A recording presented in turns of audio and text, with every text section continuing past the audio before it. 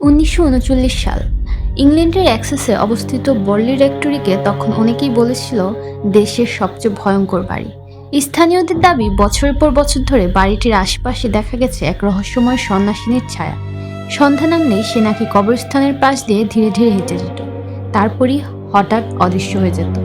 একাধিক প্রত্যক্ষদর্শী দাবি করেন গভীর রাতে রেক্টরির সামনে দিয়ে ছুটে যেতে দেখা গেছে একটি কালো ঘোড়ার গাড়ি, কিন্তু কাছে যাওয়ার আগেই গাড়িটি যেন বাতাসে মিলিয়ে যেত। এরপর আসে 1939 সালের সেই রাত। হঠাৎ আগুনে জ্বলে ওঠা বর্লি রেক্টরি। আগুন এতটাই ভয়ঙ্কর ছিল যে কয়েক ঘন্টার মধ্যেই ভবনটি ধ্বংসস্তূপে পরিণত হয়।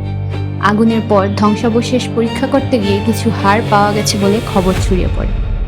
সঙ্গে সঙ্গেই নতুন প্রশ্ন উঠে আসে, এগুলো কি সেই রহস্যময় সন্ন্যাসিনীর দেহাবশেষ, যার কিংবদন্তি বহু বছর ধরে এলাকা জুড়ে ছড়িয়েছিল?